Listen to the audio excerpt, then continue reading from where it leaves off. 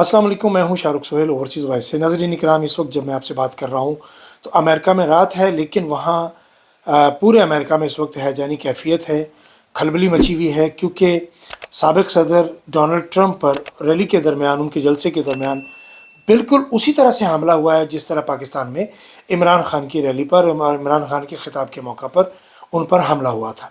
अब ये महज इत्तफाक है, या ये मुमासलत है, या ये उसी तरह की कोई प्लानिंग है। अब उसी तरह के विचार, उसी तरह की सोच, उसी तरह के अल्फाज तकरीबन डोनाल्ड ट्रंप के हैं जिस तरह के इमरान खान के हैं। यानी इमरान खान भी जंगों का हामी नहीं है और डोनाल्ड ट्रंप भी जंगों का हामी नहीं है। आपका याद होगा कि इमरान खान के दौरे हुकूमत में ही इमरान खान ने डोनाल्ड ट्रंप को इस बात के लिए मोटिवेट कर लिया था कि अफ़गानिस्तान में आपको कुछ नहीं मिलने वाला, लिहाजा आप वहाँ से कूच कर जाएँ तो ज़्यादा बेहतर होगा।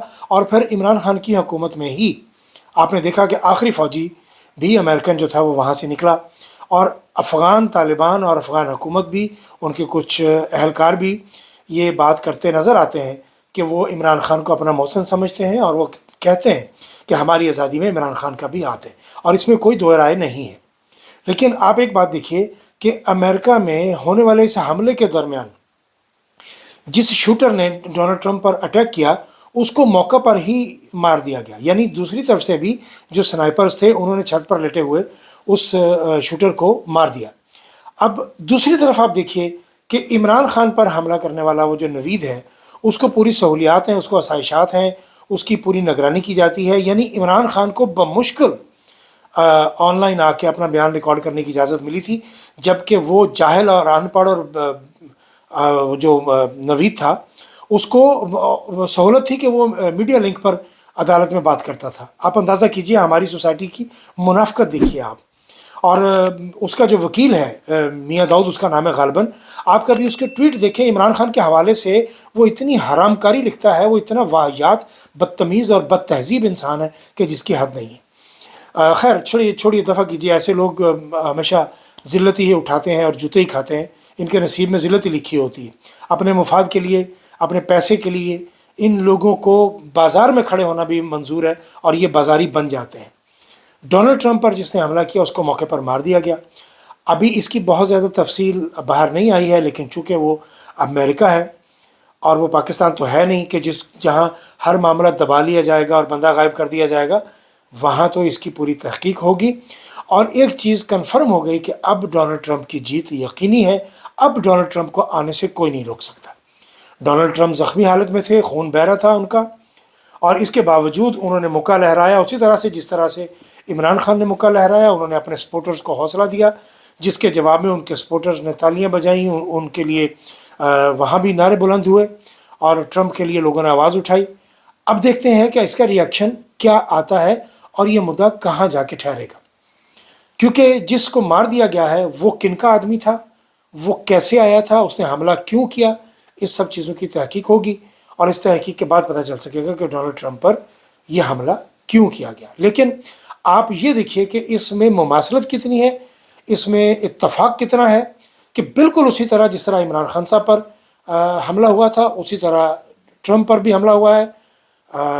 ये तो खुदा का करना है कि वो बच गया। अब मेरी समझ से बाहर है कि अल्लाह ताला ने इन दो बंदों से क्या काम लेना है कि ये मौत के मुंह से बच के निकल जाते हैं।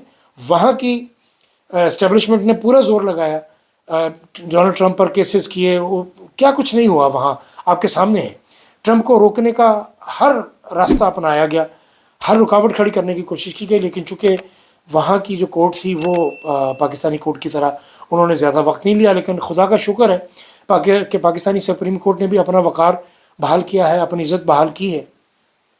वरना 76 साल से पाकिस्तान की अदलिया जो है उस जिस मुकाम पर खड़ी हुई है 139-40वें नंबर पर, इसका मतलब यह है कि इनकी बदतरीन पोजीशन थी।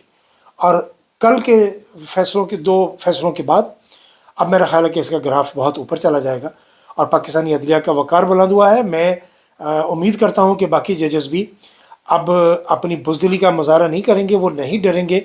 और अगर उनकी वीडियोज़ किसी के पास हैं भी और उनकी को फाइलें भी हैं, तो मेरा ख्याल है कि आप उनको स्टैंड ले लेना चाहिए, खड़े हो जाना चाहिए। गलतियाँ इंसानों से होती हैं, लेकिन आपकी ज़ाती नौइयत की जो गलती है वो अवाम आपको माफ़ कर सकते हैं। अगर आप कौम के लिए कोई गलती करेंगे تو وہ معاف نہیں ہوگی، پاکستان مخالف کوئی غلطی کریں گے تو وہ معافی نہیں ہوگی۔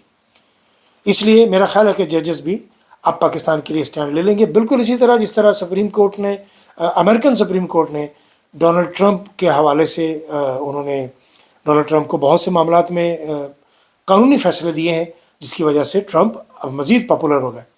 اب دیکھنا یہ ہے کہ ٹرمپ اس بارے میں کیا ایکشن لیتے ہیں، کیا ان کا بیان آتا ہے۔ آج کا دن بہت اہم ہے، چونکہ اس وقت جب میں آپ سے بات کر رہا ہوں تو یورپ میں اس وقت علل صبح ہے، سورج نکلنے کے قریب ہے، امریکہ میں اس وقت رات ہے، اب صبح ہوتی ہے وہاں پر، تو پھر دیکھتے ہیں کہ وہاں سے کیا خبریں آتی ہیں اور وہاں کا میڈیا ہمیں کیا بتاتا ہے۔ لیکن میں آخر میں پھر آپ کو باور کرا رہا ہوں کہ آپ اس مماثلت کو، اس اتفاق کو اگنور نہیں کر سکتے۔ بالکل ایک جیسا اتفاق میرا نہیں خیال کہ یہ ممکن ہے، دونوں جانب پلاننگ کوئی ملی جلی لگتی ہے۔ اب دیکھتے ہیں آگے کیا ہوتا ہے۔ ابھی تک کے لیے اتنا ہی، باقی باتیں اگلے ولاگ میں۔